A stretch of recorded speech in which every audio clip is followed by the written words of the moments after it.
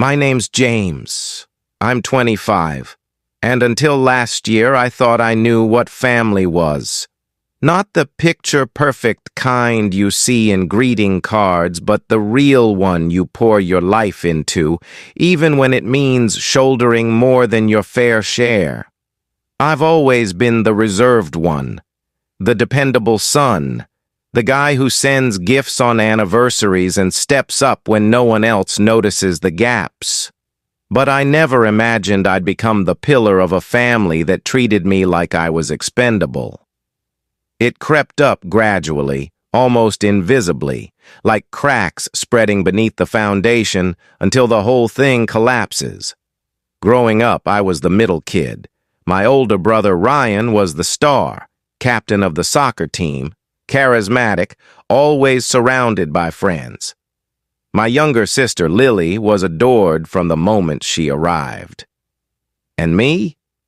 I was the one who got solid B's and was told I could do better. I didn't resent it, honestly.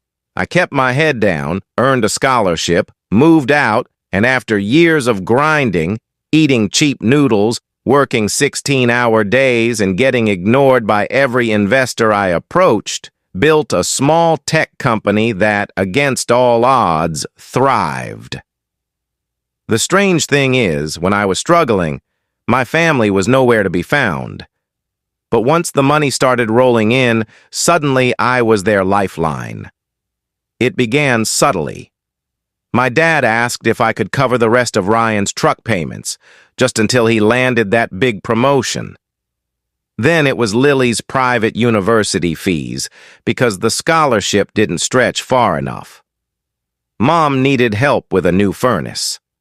Then the siding on the house. Then the bathroom renovation she'd always wanted. Before I knew it, I was bankrolling 3 households and still getting messages like, "Can you send cash for the utilities?" At first, I was okay with it. I felt lucky to be in a position to help. I even told myself I was creating something lasting, a legacy of sorts. I thought one day I'd look back and know I'd made life easier for the people I cared about. But the way they acted, like it was expected, like I wasn't doing anything extraordinary, started to wear me down. Last Thanksgiving changed everything. I hosted, not to brag, but because I finally had a place big enough for everyone. I arranged catering, spruced up the house, even set up a cozy outdoor heater on the patio. No one offered to pitch in, not even with clearing the table.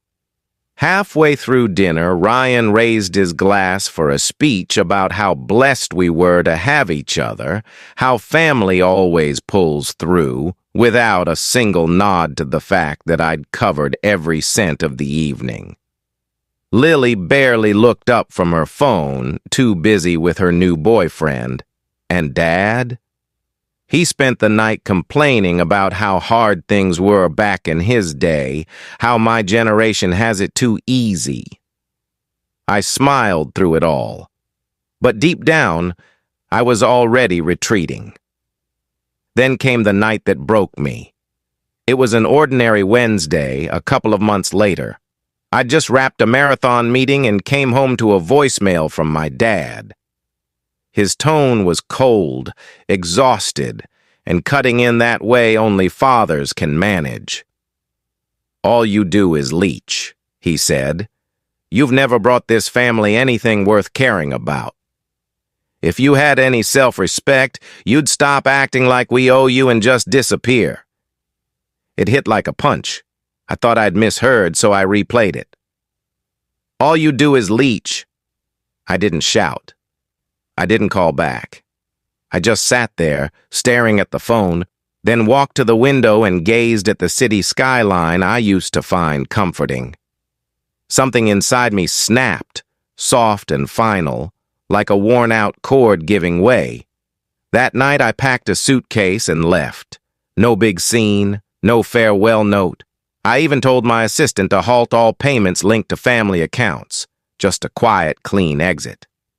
3 days passed, then a week. Nothing. No calls, no texts. It took nearly a month for them to notice. Lily was the first. She called me late one Thursday, her voice trembling. "Ethan, I checked my school account, and this month's tuition didn't clear. Is something wrong with the payment?" I could hear the barely hidden panic, the forced calm of someone trying not to sound needy. I sent one text in reply. "Thought I never brought this family anything." No follow-up, no details, just that. She didn't answer, but within an hour I had 6 missed calls from Mom, 3 from Ryan, and 1 from an unknown number. Dad's voicemail was almost comical in its audacity. "Ethan, we need to sort this out. This little tantrum isn't cute. Your sister's education is at stake." No apology, just orders, delivered in that familiar "you owe us" tone. That weekend I flew to Seattle. I'd never been, but I needed somewhere distant enough to feel like I'd broken free of their gravity. I rented a small Airbnb with a view of the mountains.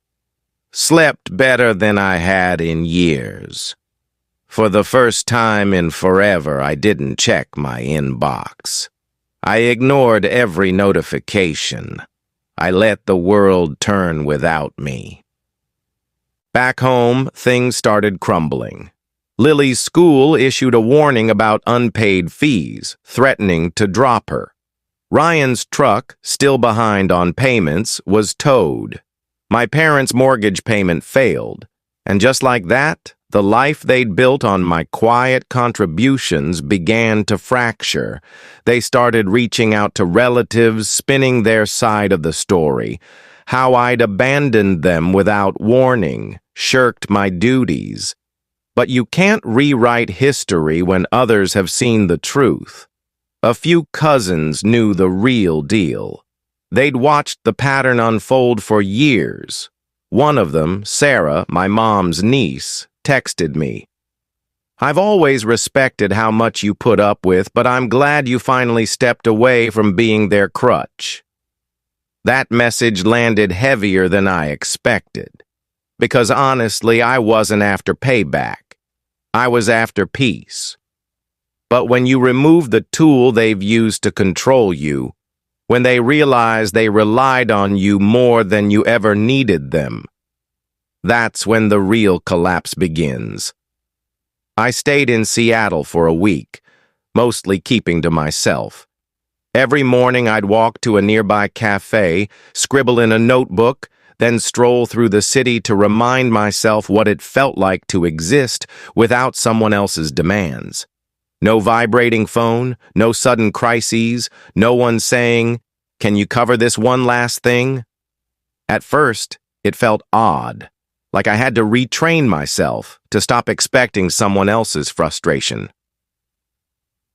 By week 2, I'd rented a car and driven to Tacoma. I hiked solo, something I'd always wanted to try but never had time for, because every vacation I planned got derailed by a family emergency. A busted water heater, a late loan payment. Lily once called me from a beach in Miami, saying she'd misplaced her credit card and needed me to send her money. That memory surfaced as I stood on a rocky trail, the wind whipping through my coat, the entire valley sprawling below. I laughed out loud, the sound bouncing off the cliffs. It took 3 weeks for Mom to break the silence with more than vague, guilt-tripping voicemails. She sent an email. Subject: "Please come back." No hello, just a wall of text starting with, "I don't understand what's wrong with you," and spiraling into, "Your father is beside himself." Then, "We've sacrificed so much for you," and closing with, "Family doesn't walk away from family." I read it for a long time. Family doesn't walk away from family. Except they did every time they treated me like an ATM with a pulse. Every milestone they overlooked. Every time they took my money without gratitude. Every holiday where I faded into the background while Ryan soaked up the spotlight and Lily got pampered. They didn't call it abandonment. They called it normal. I didn't respond. Instead, I forwarded the email to my attorney, Michael, who'd helped me set up a trust years earlier. I asked him to redirect the remaining tuition funds to a scholarship for low-income college students, kids who actually needed support, who wouldn't mock me while emptying my accounts. I also told him to check the title on the cabin by the lake, the one my parents used every summer, fully paid for by me under the pretense it was a family asset. Turns out my name was still on the deed. So I made a call. That Sunday I flew home, not to mend fences, not to be manipulated, but to tie up loose ends. I didn't tell anyone I was coming. I landed mid-morning, rented a car, and drove straight to the house. The same house I'd helped save when Dad threatened to sell unless someone covered the flood repairs. It looked unchanged, familiar yet hollow, like a stage set dressed up as home. As I pulled into the driveway, I saw Ryan's beat-up SUV parked out front. Figured he'd moved back in after the repo. I didn't knock. I used the spare key Mom didn't know I still had. As I stepped into the living room, I heard voices. "He's just throwing a fit," Ryan was saying. "He'll come back once he gets it out of his system." Lily's voice was softer. "I don't get why he's acting like this. It's not even that much money to him, right?"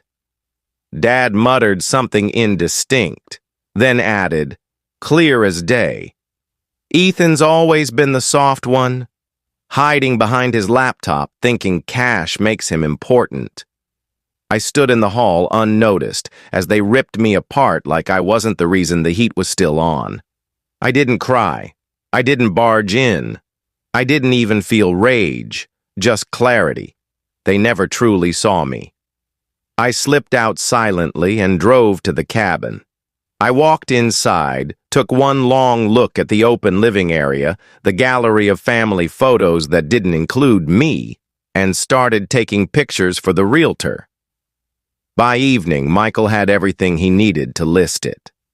That was Friday. On Monday, I sent one last message to the family group chat. "You said I never brought anything to this family, so I'm giving you what you've always treated me like you wanted. Space.